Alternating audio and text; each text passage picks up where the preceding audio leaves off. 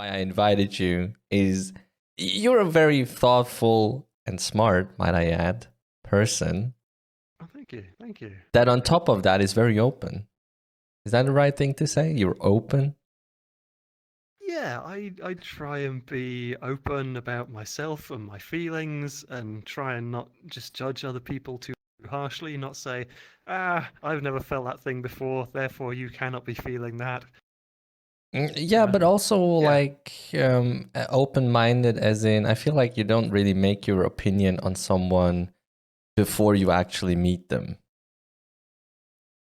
I Like, guess that's fair to say. Yeah, so many times you talk to somebody once and you think, I'm not sure about this person, but by the time it's the 10th time you talk to them, you kind of like them. yeah, but also like I feel like you'd be the person if someone was to talk bad about a certain person and you would go ahead and meet the person, you wouldn't be judging this person based on what your friend said about them. You know what I mean? Like you'd be making your own Yeah, I'd mind. want to form That's my own opinion. yes, exactly. And I think that's kind of a rarity these days. So I really That's like kind of disappointing to hear. at That's least that's from just one of the things that my parents tried to instill upon me. which is good because I was raised totally opposite. My mom was always like she like had a category for every country, right? The Spanish people, Right. they're all Uh, very what would she say? They're all very what's the English word for that? They try to be on top of you. Domineering? Dominating, yeah, I guess. And then the Portuguese people, our own countrymen, they're all like false. They all lie, right? That's what she would say. So she had like Yeah. everything sorted out for all the nations on this planet. But I just Yeah, said no. Freya's dad is a bit like that. He has all of these ideas about how English people are like this and Spaniards are like that, and he'll ignore anything that contradicts that view and just bring back all the cases that reinforce it. Boy. I'm just the total opposite. I'm open to everything and I like to meet people and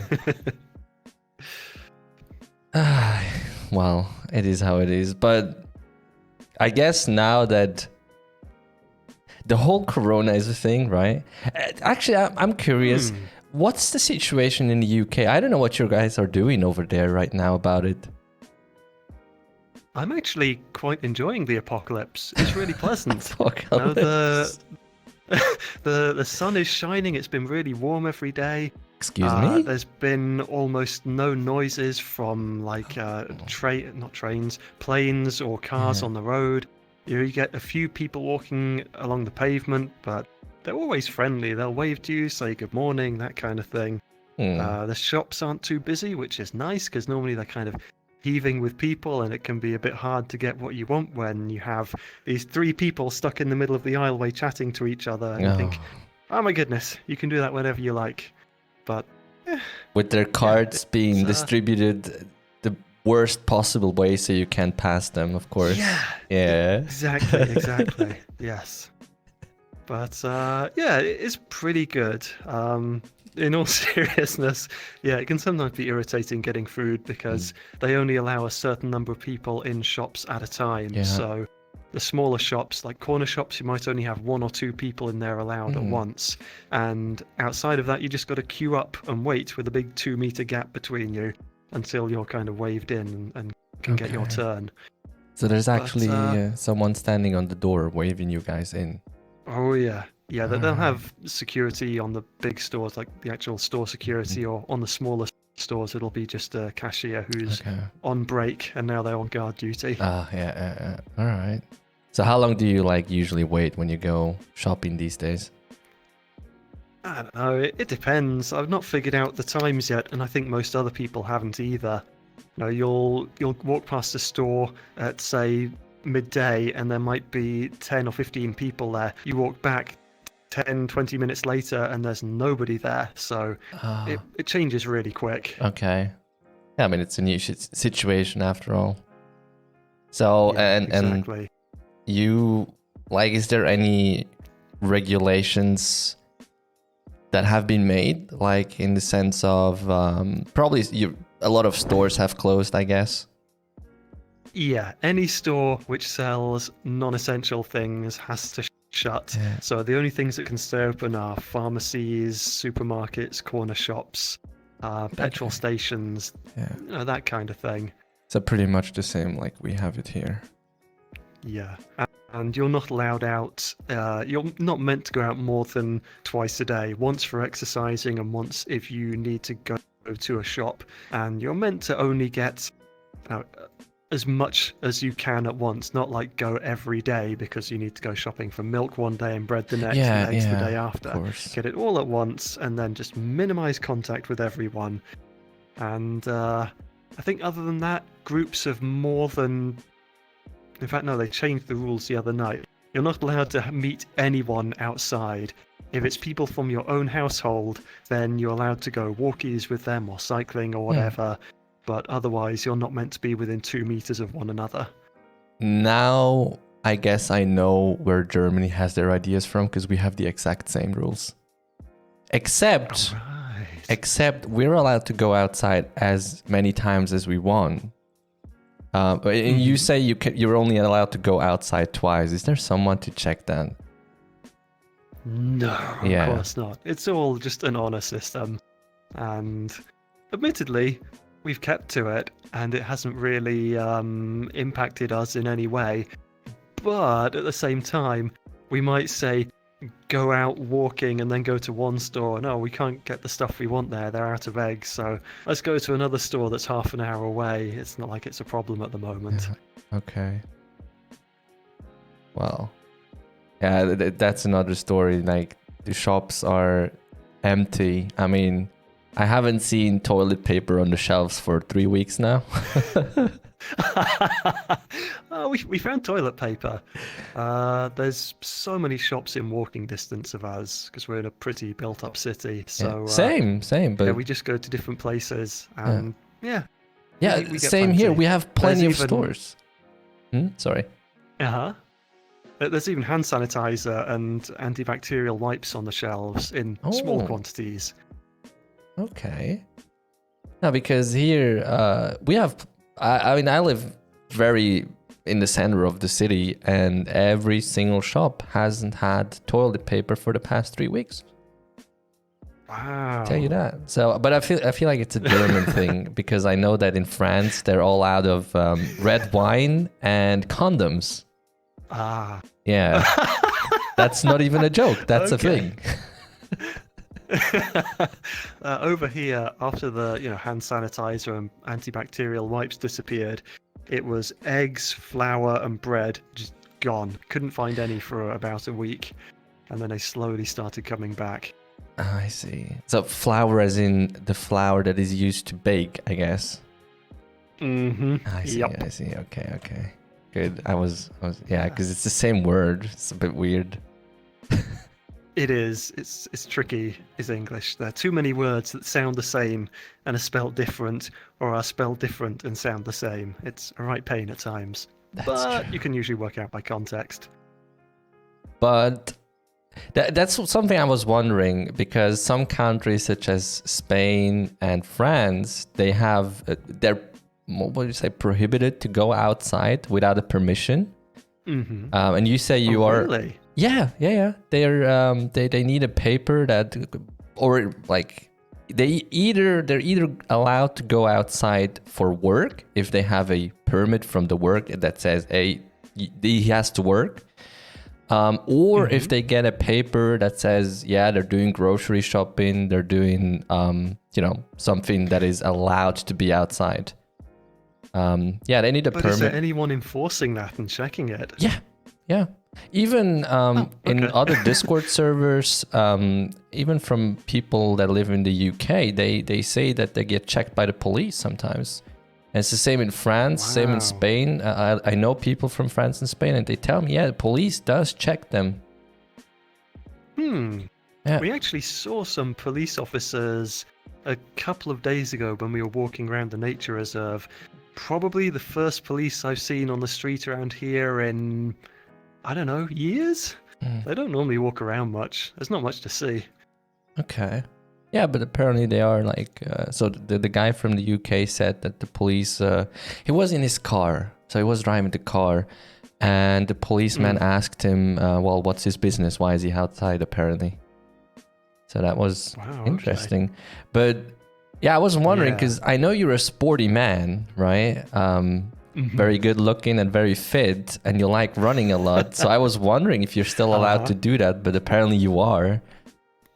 So I am, yep. You're allowed to go out once a day for exercise, be it walking, running, cycling, whatever. And there's been a lot of people running. Like, normally, when I go out running, I might see one person on like a distant hillside somewhere trotting along.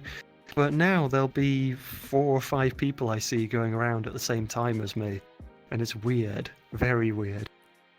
And you're like not even allowed to talk, or you're allowed to talk to them, but you need to keep a certain distance. So it's like, Yep, 2 meters distance, no touching. Yeah, I guess that's good though. Like, I mean, I see people are getting or going crazy because they have to stay inside, and even the government is acknowledging it at this point that people are going through a lot by staying at home. Yep, good times to be an introvert, finally. Exactly. All the people are the gamer boys and gamer girls are praising themselves now because they've been training for it forever. Yes, it's true. But we had this discussion in the last podcast too, which is finally I feel like this could be a big upcoming, if that makes sense, of the internet, especially for maybe the older generations. They maybe finally realize what the internet can provide and how helpful the internet can be, right? I feel like that might be a big chance so right many there. times when I was a kid, my grandparents would tell me, well, my grandmother would tell me, like, your internet friends aren't real people, you don't know who they are, and that kind of thing. Yep. And if she were alive now, I'm sure she'd be on the internet with a webcam chatting to people because, I don't know, she needed to talk to people every day. That's just who she was. And I don't think she'd like this whole staying at home business. Yeah, I can understand that. Even though I'm not someone to go outside very often, knowing that you shouldn't go outside and that if you go outside, you're at risk of getting a virus. I don't know. It's nagging on me. I don't know if you feel the same. No, I've not felt any kind of pushing at the periphery of my consciousness with regards to that. I think the only change in my behavior in that way is I try to go to the shops not just when I need something, but when I need lots of some things. If there's just one thing I need, it can wait a few days. It doesn't matter. Especially now that there's all the essentials back on the shelves. It means I don't have to keep 2 or 3 of something just in case I can't get it for a few weeks, like with toilet paper. Oh, yeah. So, That's good. I try and stay away from the shops a little bit more than I used to. But other than that, that's the only thing. Yeah, it's the same for me, I would say. Like the other day, I've been down in. I went down to the town, I guess you can say, and I haven't been there in like 2 weeks, and I realized a lot of shops are closed, and like when you go to the pharmacy, they only allow 4 people inside at the same time, depending on their size, and they say you enter from the left and you have to exit from the right. So it's really interesting. Yeah, it's good. Really interesting times to live in. I already said 2020, we had the World War III meme coming up right at the start of 2020.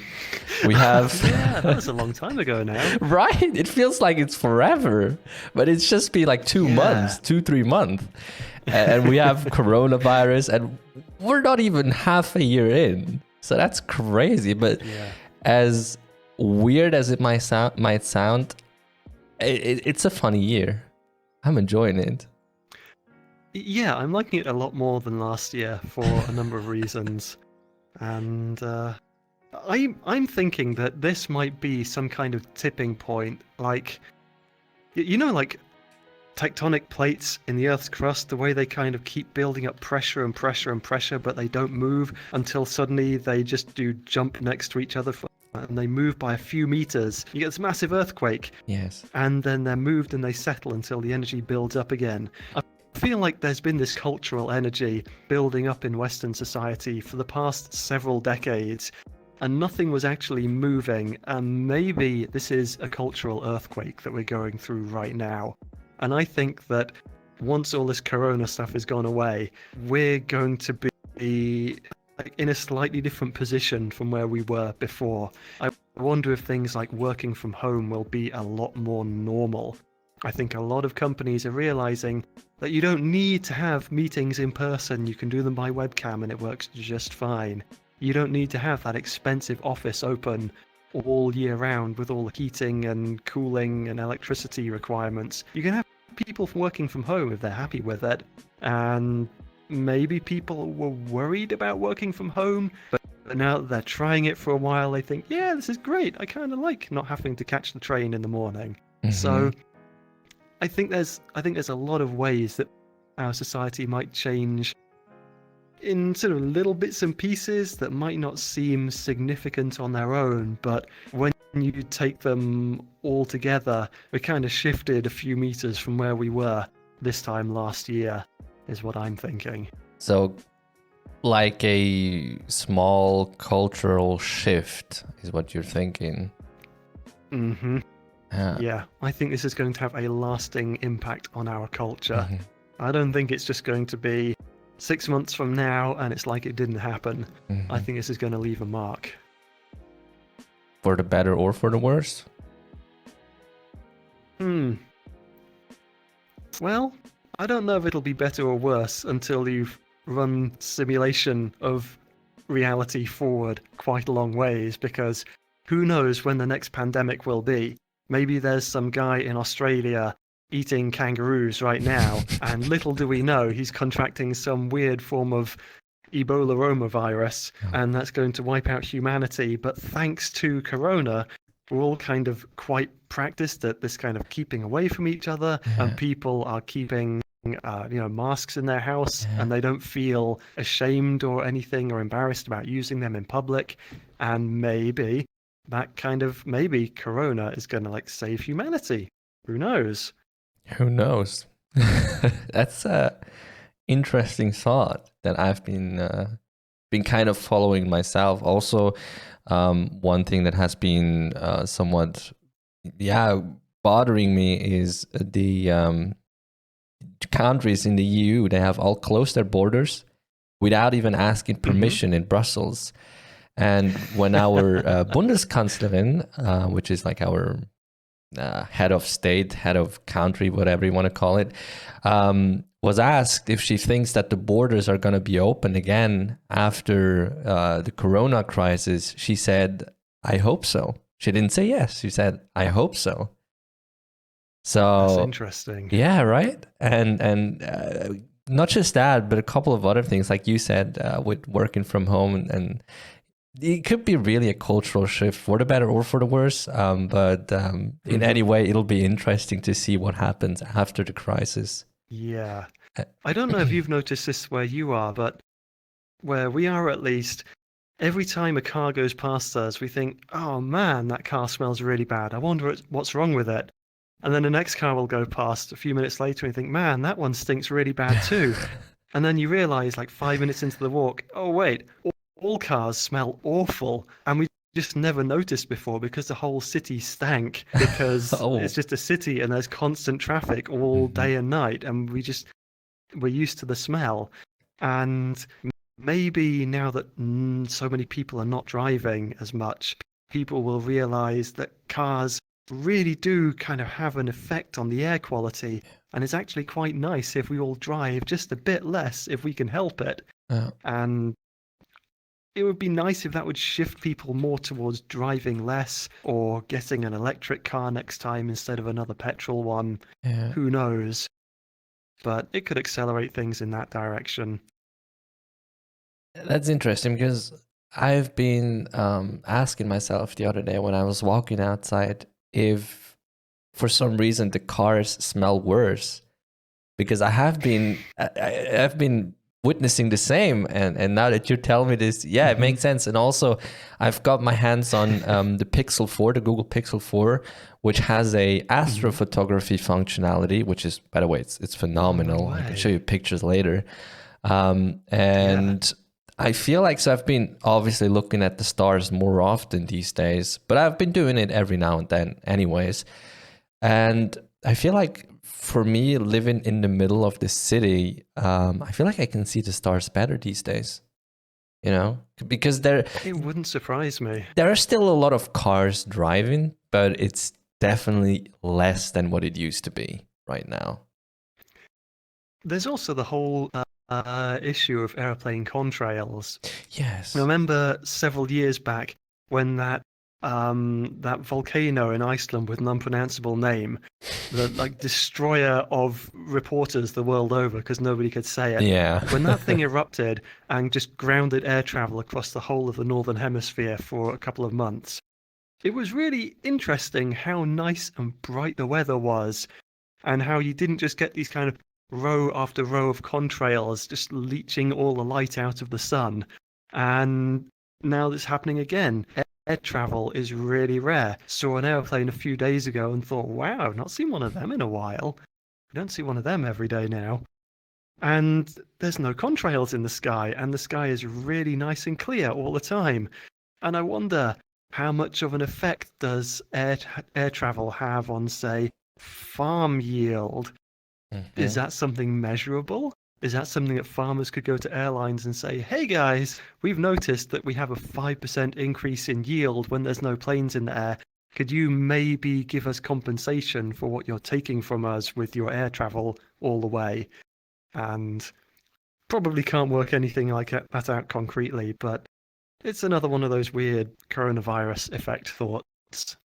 Well, I've been also hearing that animals apparently are going back to habitats that they've not been seen for a long time. Like I think in some coast in the US or whatever that was, dolphins have been seen again, and other animals in Right. places they haven't been seen for a long time are going back because, yeah, there's not much going on at the moment, not many people outside. So we do have a big impact. Yeah. And I really hope that like maybe something, as you mentioned, goes towards people in like realizing, hey, I don't need to car that often. Actually, I can work from home. I can do, Yeah. like realizing that, man, it's not bad to not be on the foot all the time, hmm Yeah, definitely. So, yeah, I think there'll be some lasting cultural effects from Corona, and I don't know how long they will stick around because our society, it wasn't the way it was by accident. It's the way it was because it was optimized for a purpose, which is Sure. probably something like, I don't know, economic gain or economic productivity, making the GDP look really big when you're sat on the emperor's throne. And now it's trying to be optimized in a slightly different direction. And I suspect that as soon as the incentives from Corona are removed, society will start shifting back to be, we got to optimize for this variable again. Mm-hmm. But maybe it'll change our values, maybe it won't. I don't know. It's a wish thinking that could become true at this point. I see what you mean, and it would be great if that would happen, but only time will tell. You know what? Okay. Okay. Welcome My back. legs. There they are. Yay, I am back. I needed help with something. Um, so yeah, the whole touch and sensation in VR thing. I've never experienced phantom touch myself, and I wouldn't be surprised at all if, like, the people that say they experience it, there's going to be some percentage of them who are not entirely truthful. Absolutely. Maybe they are embellishing a little bit. Maybe they're just saying completely just because it's fun, it's messing around, and it can be entertaining. But there's also going to be people who are being honest about it, because human brains are completely crazy the way that they can process things. Yeah. And you learn about some people who when they dream, they only dream of abstract geometry. Like there's no narrative cohesion to their dreams. There's no like visual stuff going on at all. It's just kind of random geometry. And you get some people who, if they read a book, they don't get the cinema in the head playing this awesome movie for them with like Michael Bay digital effects or anything, For them, it's just words on a page. Yeah. And they don't understand why people enjoy reading. And it's only when they kind of have a very honest and candid discussion about their experience of reading. You get one person who doesn't have the cinema and one person who does, and then they start to realize that human experience can be vastly different, even though we think it should be the same. So I don't experience phantom touch. I expect there are some people who genuinely do, and the people I've talked to about it who say they've experienced it and who I trust, they say it's a really small amount for them. It's just kind of in the face. If somebody puts a hand up to their face, they can feel like a gentle tingling, like someone blowing on their face, or a really small thing like that. And maybe being in VR longer does heighten that. Certainly, as I talked about earlier, with my own experience of needing to have an avatar that matches my proportions correctly, that kind of lessened over time. Maybe other things could go in the other direction. Who knows? So, yeah, I'm kind of curious about phantom touch, but never experienced it myself. See, I've never heard someone say that what you just said with your hands feeling numb or your shoulders being feeling awkward. I've never heard someone saying that, especially when they don't have phantom sense. So that's it was really bad. The first time I used VR, like 3.5 years ago, I think the what was it called? The Vive had been out for maybe 4 or 6 months when I got mine, and I played the lab first and then Waltz of the Wizard, and just messing around in there. Took the gear off because it had been about half an hour or an hour, don't know how long. I went to do some washing up, and I was like washing the stuff in the sink, and I just held up my hand, and I had the strongest sensation that this wasn't my hand. It just wasn't attached to my body at all. Wow. I had like a poke, and yeah, still receiving signals, but that's what I say when it went numb. It's not like I touch it and I don't feel anything. It's physical disassociation, I think, would be a better way of putting it. Wow, that's interesting. Like, honestly, it's very interesting too. Like, I'd love to understand what the brain is processing in this moment. It's like, I know I just had another hand. This is not my hand, like, what's going on? A couple of decades back, I was watching this medical documentary about people with phantom limb syndrome. And these people, they have, say, an arm chopped off because of whatever reason, and they experience intense pain in their arm, even though it's not connected to their body. Not everyone gets this. It's a percentage of sufferers. I can't remember how many.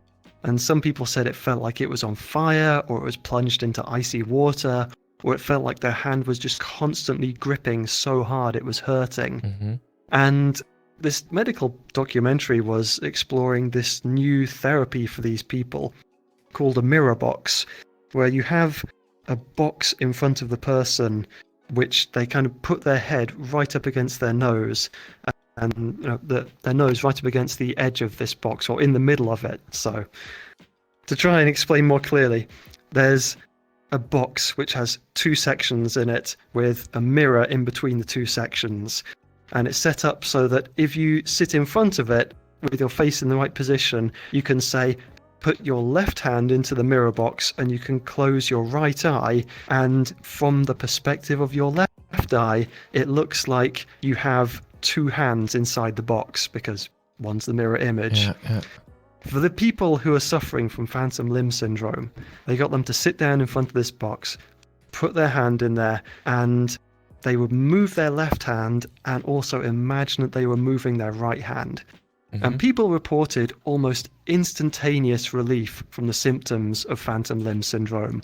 The burning or the freezing or the clenching fist, it all just disappeared because there is something about the way that our brain builds a relationship to our bodies which is strongly visual, and it's stronger or weaker in different people. And I suspect that there's something like that going on with VR, where the monkey part of your brain believes that this world is real, and it sees that you have just a hand floating in the air, but no arm, no elbow, nothing like that. And it starts just messing with the wiring a bit in your brain and changing the way that your brain is emphasizing the importance of different signals. And I think that something like that is probably causing the physical disassociation that I've been experiencing in the past. And I talked to a lot of people about that experience I had in the first few months I was in VR chat, and not everyone had it, but quite a few people did. So that's the first time I ever heard something of like that going on, something visual. It's interesting. Yeah, what you just described with the box, funnily enough, I saw a episode of Dr. House where he exactly did that to someone that had this. It's interesting. He used such a box, and I didn't understand, and I did not understand back then what was going on till right now. So thank you for that. Right. Who knew? Life mystery solved. It's interesting. Wow. Well, I can say with all honesty that I am one of the people that does in fact have phantom sense, if you want to call it. But interestingly enough, for me, the more I play VR, the less strong the sensation is. But then it's like a couple of variables that have to be right. Like I have to be in the right mood. It works better when I'm tired for some reason. It's like my brain is cares less about if it's my real body or not. I don't know. And also it's I did a little bit of researching about this phenomena. And it turns out that there are some people that not only experience this in VR chat, but rather it's actually it's something that basically you as a person. Okay, let me give you an example. You know this phenomena when a guy gets kicked in the balls, everyone in a radius of 10 meters like kind of feels that, right? Yeah, sympathy pain. Sympathy pain, exactly. So this is there is this phenomena where if you see, like, there's certain people, if they see someone, I don't know, injuring themselves, be it like hitting their small toe somewhere or cutting themselves, they kind of feel it themselves. Yeah. And it kind of relates to this phantom sense phenomena, which for me was something that was pretty normal. Like when I see someone injuring themselves or whatever, I can kind of relate to that pain, although I don't really feel it myself. I can totally, like, it's hard to explain. I don't feel it myself, but I know what it feels like. So yeah, I get something very similar. It's like a burst of pins and needles in my legs. And the worse the injury is, the more intense the pins and needles are and the longer they last. And it can be genuinely uncomfortable to see someone getting hurt in a nasty way. Damn. And I think that these things, these mirror neurons, it is a way that I tried to explain it to somebody else who was very close-minded about the whole you know, phantom touch phenomenon. He said that, oh, it's just people playing 100% of them. Nobody actually experiences it. And I said, oh, come on.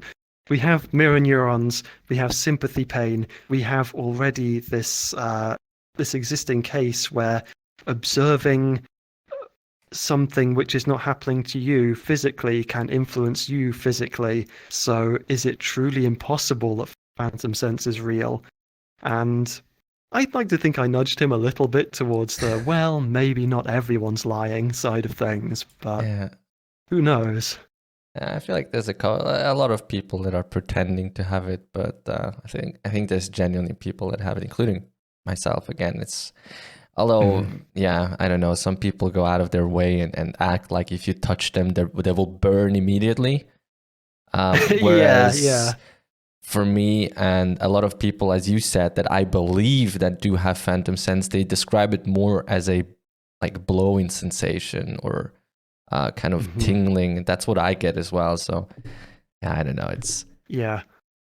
One girl I talked to about it, she went out of her way to hide it from people. She didn't like the sensation, and she knew from experience that if she told anyone, then the entire room would start poking her in the face and blowing her in the face. So she does everything she can to not advertise the existence of this.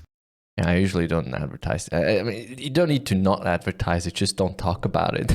No one will figure it out. Yeah, exactly. But no, I mean, so you got full body, and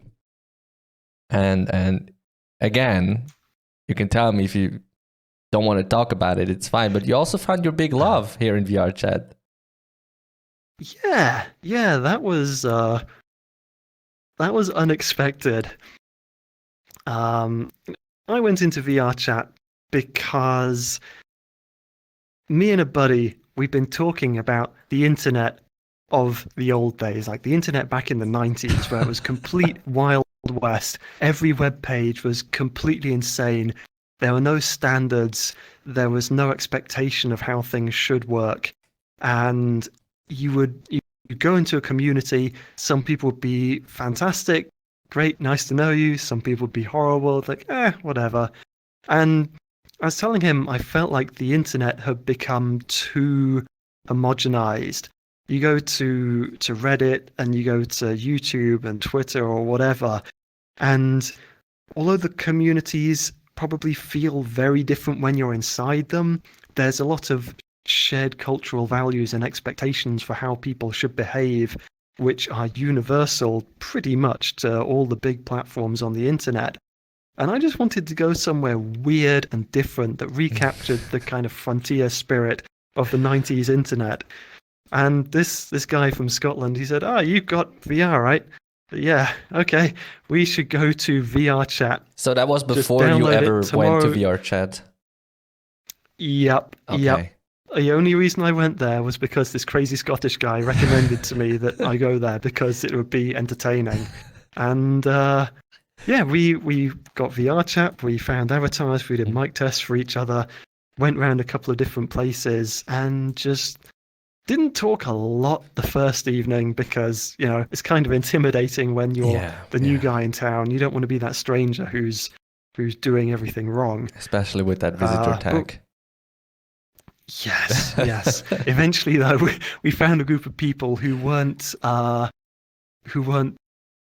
they were kind, sociable VR chat denizens who will just talk about anything.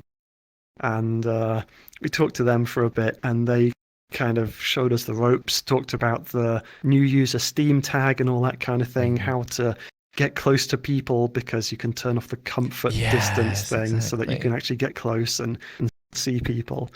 But I remember the first time I was loading the game, it had this really kind of, I guess you'd call it safe spacey, touchy-feely no, you must respect everyone here and be nice to each other, that kind of thing on loading screen. I thought, is this going to be awful? The first room I loaded into, there's this 9-foot tall guy with a 6-foot wang just running around the place. And I thought, okay, this is going to be all right. VR chat in a nutshell. Yeah.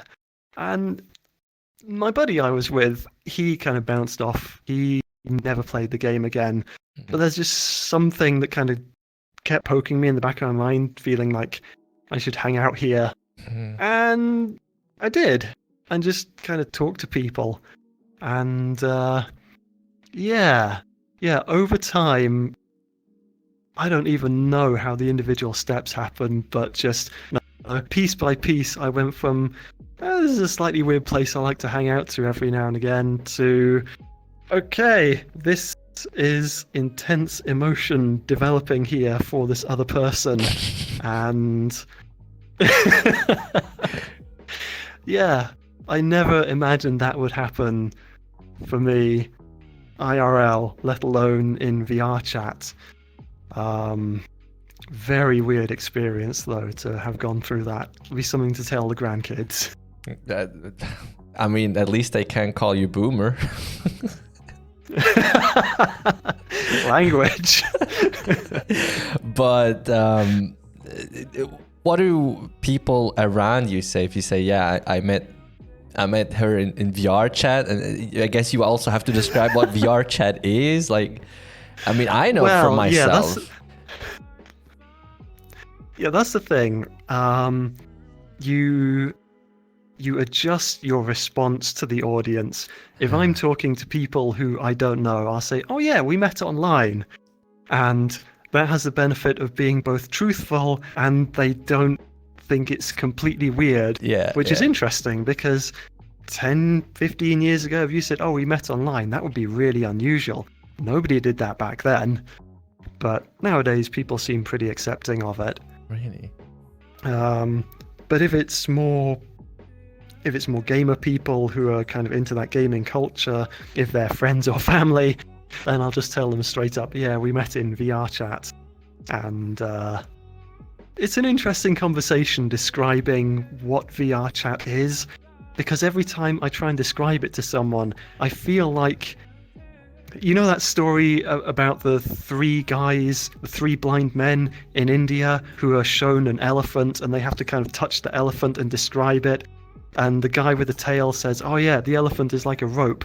And the guy with the middle says, an elephant is like a brick wall. And the guy with the front says that the elephant is like, I can't remember what he says like, but you get the proverb. Yeah. The bit that you feel, it kind of gives you a weird view of the whole. And I feel like the description I give is conjuring this Frankenstein image of this weird disjointed thing that doesn't describe VR chat at all. Because you can never make it so justice. Much of this place, yeah, exactly. So much of this place isn't the place; it's the people. Exactly. And if you took all the people out of VR chat, then there'd be nothing here. And so, do you describe VR chat as this? Like, do you go into the mechanics of it and say, "Oh, it's all these different worlds. It's a metaverse of chat rooms where you can choose an avatar made by other people, or you can upload your own, and there's all these emotes and whatever." But none of that matters. What matters is it's just a place where you go to meet people online and you talk to them. And you can talk to a guy from United Arab Emirates, and then 10 minutes later some guy from Japan, and then some guy from literally just 2 roads away from you turns up, and you're like, oh my goodness, it's a small world. And yet at the same time vast. How can you even talk to half the people who turn up here, even if you spend all your days here? So describing VR chat to people is a challenge, and I don't feel I've got it good yet. Just that going into the whole mechanics of the game is the wrong route. It focuses on the wrong thing. It's definitely the people and not the game, I'd say. Mm-hmm. It's interesting. And you also have all these different. I'd say, is it right to say that in VR chat? Yeah, I mean, you meet people from all around the planet, which is great, and people in VR chat are generally speaking extremely open about everything, and especially sexuality. Yes. But I think that may be a byproduct of the demographics. You know, if you're a guy who's in his 30s, the number of people you meet in their 30s is probably single-digit percentages. Maybe even just 1% of people in this place are in their 30s. Most people are this sort of 16 to 24 lump. And I feel like if anyone's going to be very open with just everything about them, it's probably going to be that demographic when they're not feeling like they're being watched by an authority figure. Yeah, makes sense. And also, it's like a little bit, I guess, the anonymity that. And there's also this saying in VR chat that there's this secret rule in VR chat, which is if you're straight, you're definitely going to be turned at least bisexual if you play this game. Well, it's true. I did marry a guy within like 2 or 3 months of being here. 2 months, maybe even 1. Goodness. In VR chat. Yes. Okay. But also, yeah, so you meet these people from all around the planet, which obviously they kind of bring a little bit, of course, of their own culture. But I'd say, generally speaking, in VR chat, everyone is, when it comes to culture, I'd say, well, at least open, and you don't really see anything cultural related in this game. But I feel like in VR chat itself, there are somewhat of cultures. You have, I'd say, what I can think of right now is you have the trusted users. You have the people that like to roam worlds and discover new worlds. And then you have something that you will like, because I think you're a part of them, furries. I wonder if you're going to... Yeah. Yes, I knew it. And inside the furrydom, you have different subcultures like the Shibas and the Nanachis and those weird like Sphinx cat people. They all behave very differently and relate differently to one another. Like, you can get in your Nanachi skin and get on this game at stupid o'clock in the morning and just go up to a group of Nanachis and say, guys, I'm feeling a little down. Can I have a hug? And within a minute, you'll be in what they call a cuddle puddle, where everyone's just going, and hugging you and telling you you're a great person, it'll be okay, and not to worry, and that kind of thing. And I think that's a definite draw for different...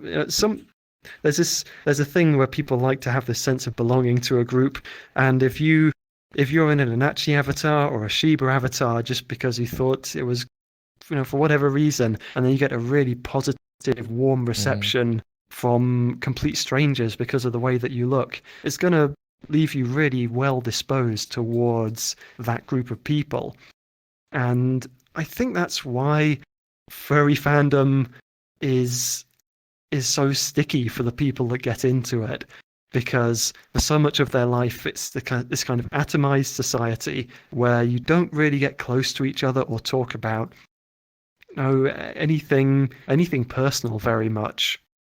And suddenly you find this group of people where you put on a suit and you're really greeted warmly and everyone likes you, and you can like them and return the kind of warmth and feeling of belonging, and it just makes everyone feel really good.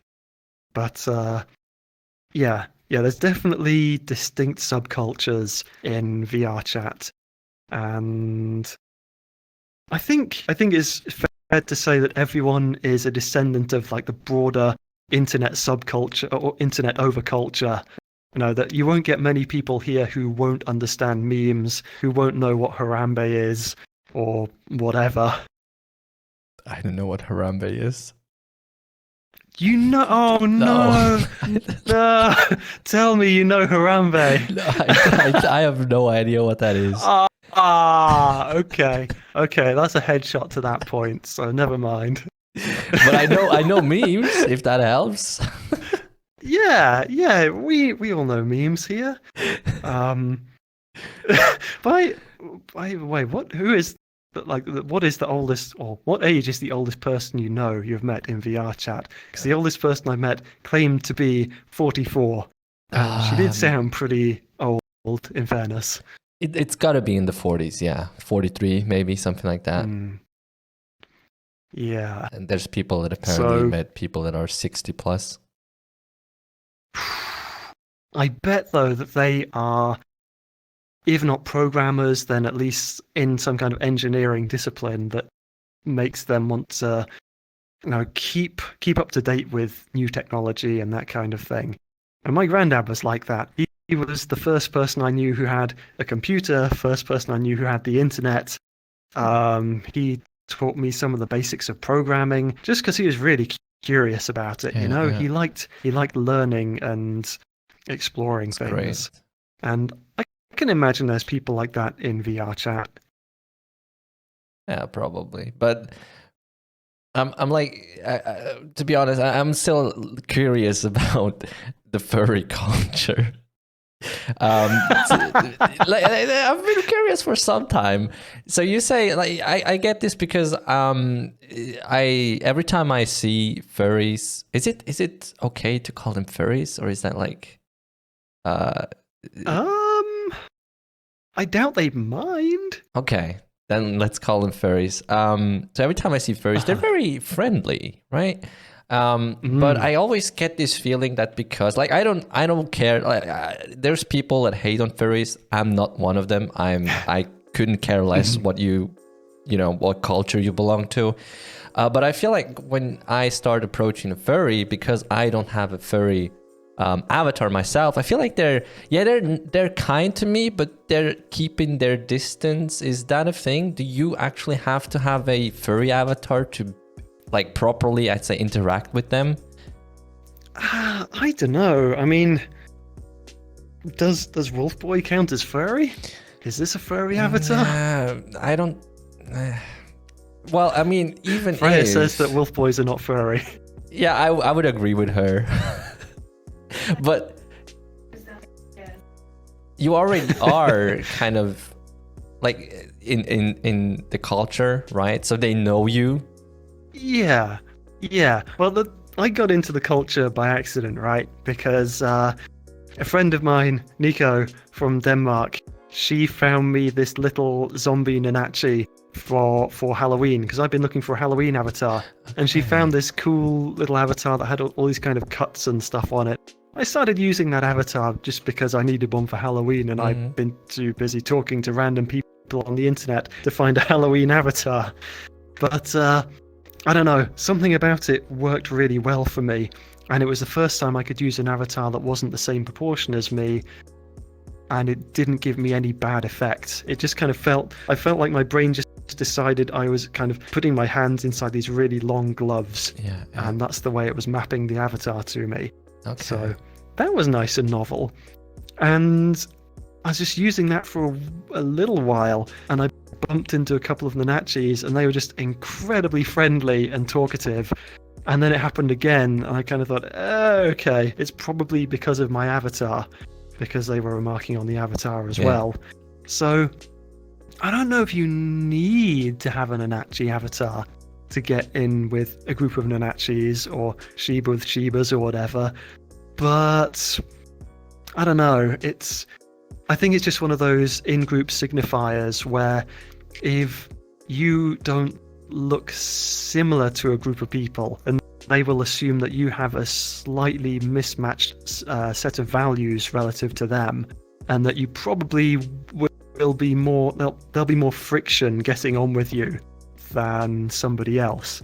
Whereas if you happen to be dressed the same as them, then you probably have the shared values, you got the shared culture, and that way everything's probably going to work great. And I think that's all that's happening. It's probably not even a conscious thing. Yeah.